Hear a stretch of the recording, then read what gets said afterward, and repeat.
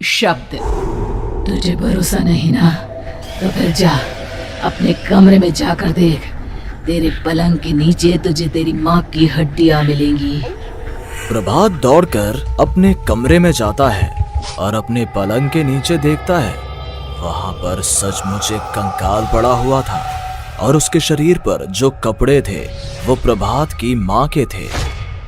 क्या बात है, आज तो आप सुबह से ही बहुत बिजी हैं।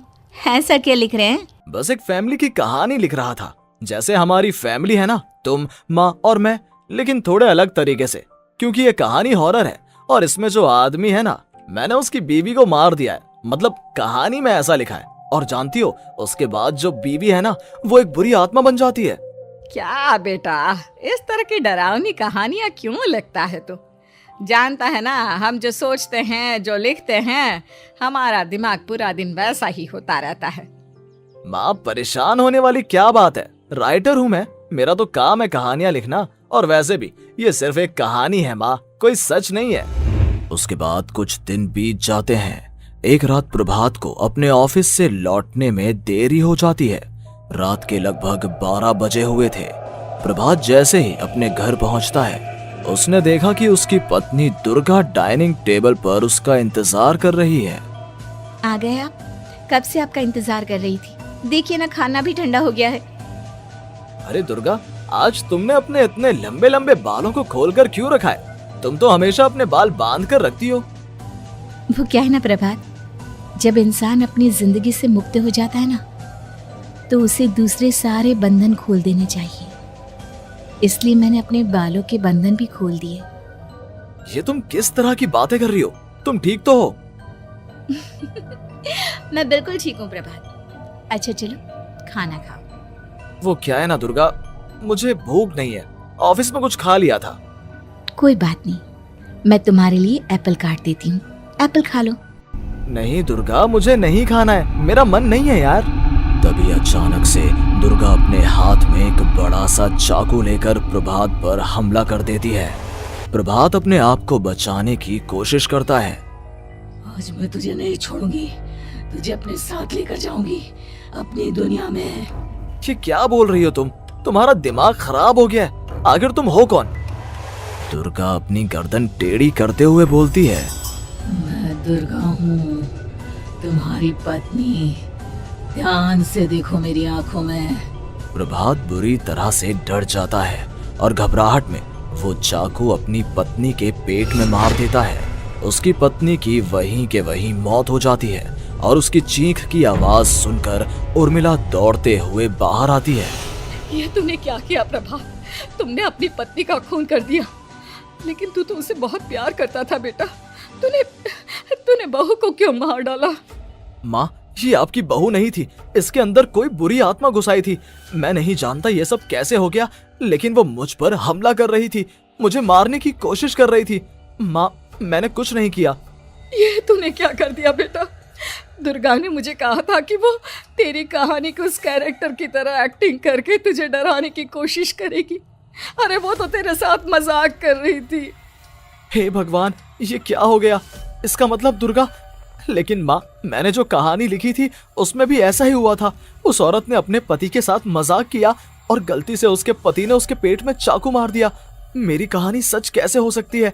माँ, मुझे बहुत डर लग रहा है। अब ये सोच, दुर्गा की लाश का क्या करें हम? अगर गलती से भी ये बात बाहर फैल गई ना, तो तुझे पूरी जिंदगी जेल की सलाखों के पीछे रहना पड़ेगा। एक काम करते हैं माँ, हम घर के पीछे वाले बगीचे में उसकी लाश को दबा देते हैं। अगर कोई पूछेगा तो कह देंगे कि उर्मिला अपने मायके गई और फिर एक दिन हम भी अचानक यहाँ से कहीं दूर चले जाएंगे। कोई नहीं आएगा हमें पूछने, कोई नहीं आएगा माँ, बाद में जो होगा हम देख लेंगे। प्रभात अपनी माँ उर्मिला की मदद से दुर्गा की लाश को अपने घर के बगीचे में गाड़ देता है। कुछ दिन तो ऐसे ही बीत जाते हैं, लेकिन एक दिन अचानक रसोई से आ रही कुछ आवाजें सुनकर प्रभात की नींद खुलती है। प्रभात ने देखा कि वहां पर एक लंबे बालों वाली औरत दूसरी तरफ चेहरा करके खड़ी हुई थी। कौन है? कौन है वहां पर? अरे कौन हो तुम? मैं दुर्गा हूँ प्रभात। क्या हुआ? मुझसे इस तरह के सवाल क्यों कर रहे हो तुम? तुम दुर्गा नहीं हो सकती। दुर्गा तो प्रभात, मैं तुम्हारी पत्नी हूँ, तुम मुझे कैसे भूल सकते हो? 4 दिन के लिए मायके क्या चली गई, तुम तो मुझे भूल ही गए। अब अगली बार ना मैं कहीं नहीं जाऊंगी। पता चला तुमने तो मुझे पहचानने से ही इनकार कर दिया। नहीं, तुम दुर्गा नहीं हो सकती। तुम दुर्गा हो ही नहीं सकती। मैं जानता हूँ ये सब क्या हो रहा है। मैंने अपनी कहानी में लिखा था कि उस आदमी की पत्नी की मौत के बाद एक बुरी आत्मा उसका रूप लेकर उसके घर में आ जाती है। तुम वही हो ना? और अचानक से खूबसूरत दुर्गा का चेहरा काला पड़ जाता है। उसकी आंखें लाल हो जाती हैं और पूरे शरीर पर बाल, लंबे नुकीले नाखून, उसके दोनों पैर उल्टे हो जाते हैं और बेहद डरावनी आवाज में वो चिल्लाकर कहती है, बुरी आत्मा, मेरा खून करके मुझे अपने ही घर में गाड़ कर तू मुझे बुरी आत्मा कह रहा है? मैं तुझे छोड़ूंगी नहीं। और अचानक से प्रभात के घर में बेहद डरावनी आवाजें गूंजने लगती हैं। घर में चारों तरफ बहुत सारी बुरी आत्माएं नजर आने लगती हैं।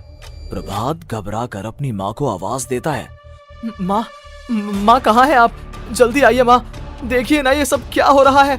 प्रभात ने देखा कि अचानक से उसकी माँ कमरे से दौड़ कर आती है।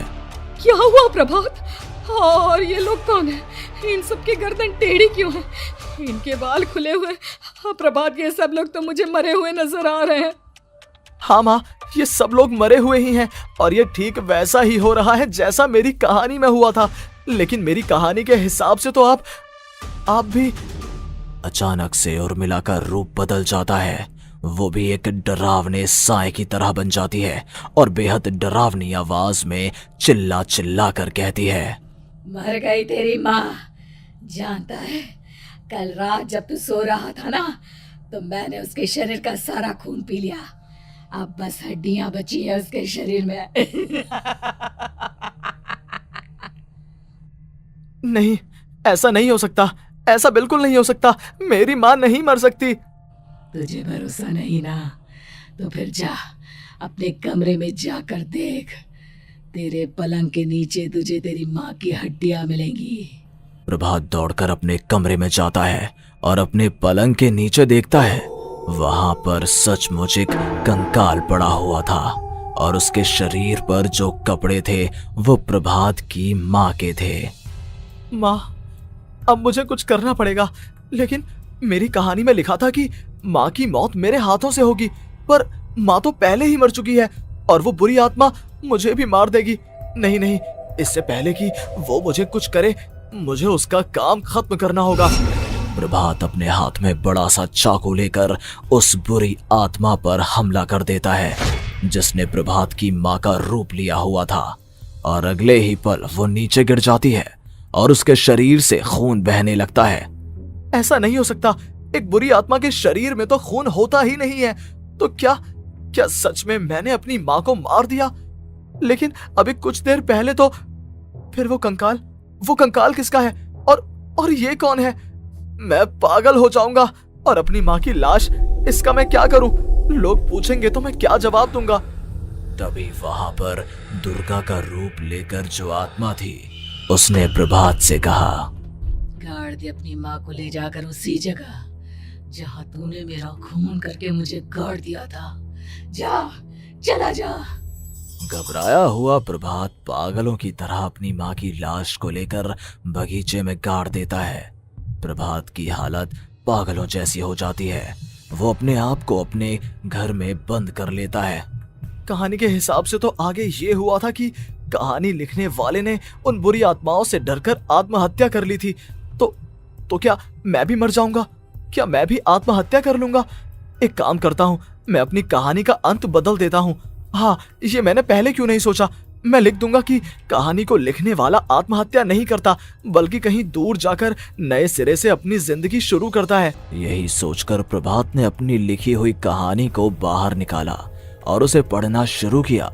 ये देखकर वो हैरान रह गया कि कहानी का क्लाइमैक्स तो किसी ने पहले ही बदल दिया था। ये क्या? इसमें तो लिखा हुआ है कि आखिर में उस लेखक की पत्नी और माँ दोनों बगीचे में जिंदा दफन थे।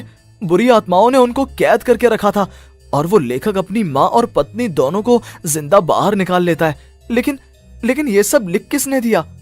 प्रभात दौड़कर बगीचे में जाता है और वहां पर खुदाई करना शुरू कर देता है। प्रभात देखता है कि वहां पर लकड़ी के 2 बड़े संदूक हैं और उनके अंदर से आवाजें आ रही हैं। प्रभात, प्रभात बचा लो मुझे, अगर थोड़ी देर और हो गई तो वो मुझे छोड़ेगी नहीं।